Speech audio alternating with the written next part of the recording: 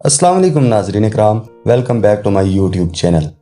आज की वीडियो एक बहुत इंटरेस्टिंग टॉपिक पे है कि तुर्क अपने आप को शेर के बजाय भेड़िया कहते हैं। आखिर इसकी वजह क्या है? आखिरकार भेड़िए में ऐसी क्या खसूसियात पाई जाती हैं कि तुर्क अपने आप को शेर के बजाय भेड़िया कहलवाना पसंद करते हैं? हमारे यहाँ जब भी कोई बहादुरी का काम करता है तो उसे शेर से तशबीह दी जाती है, लेकिन तुर्क ऐसा नहीं करते। आखिर इसकी वजह क्या है? आखिरकार भेड़िए में कौन सी ऐसी खसलतें पाई जाती हैं जो इसे शेर से मुमताज़ करती हैं? नाज़रीन इकराम, अगर आप हमारे चैनल पे नए हैं तो चैनल को सब्सक्राइब कर दें और साथ में मौजूद बेल आइकन को प्रेस कर दें ताकि हमारी आने वाली हर वीडियो का नोटिफिकेशन बर वक्त आप तक पहुंच सके। अगर वीडियो पसंद आई तो वीडियो को लाइक कर दें। नाज़रीन इकराम, भेड़िया वो वाहिद जानवर है जो अपनी आज़ादी पर कभी समझौता नहीं करता। भेड़िया एक ऐसा जानवर है जो कभी किसी का गुलाम नहीं बनता, जबकि बाकी हर जानवर शेर समेत तमाम जानवरों को गुलाम बनाया जा सकता है। भेड़िया वाहिद ऐसा जानवर है जो आपको दुनिया के किसी भी जू में देखने को नहीं मिलेगा।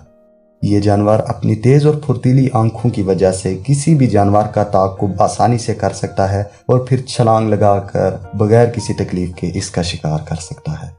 भेड़िया कभी भी अपनी महरम मोनस यानी माँ और बहन पर शहवत की नज़रें नहीं जमाता और ना ही भेड़िया कभी मर्दार खाता है। ये अपनी मोनस शरीके हयात का इतना वफादार होता है कि इसके अलावा कभी किसी और मोनस से तल्कात कायम नहीं करता। इस तरह मोनस भेड़िया भी भेड़िए के साथ इतनी ही वफादार होती है। भेड़िया अपनी औलाद को पहचानता है क्योंकि इनकी माँ और बाप एक ही होते हैं। ये भेड़िए एक दूसरे के साथ इतने वफादार होते हैं कि अगर इनके जोड़े में से कोई मर जाए तो दूसरा मरने वाले की जगह पर कम से कम 3 माह तक खड़ा रहकर बतौर मातम अफसोस करता है। भेड़िए को अरबी ज़ुबान में इब्नुल बार कहा जाता है, यानी नेक बेटा, इसलिए कि जब इसके वालिदैन बूढ़े हो जाते हैं तो ये इनके लिए शिकार करता है और इनका पूरा ख्याल रखता है।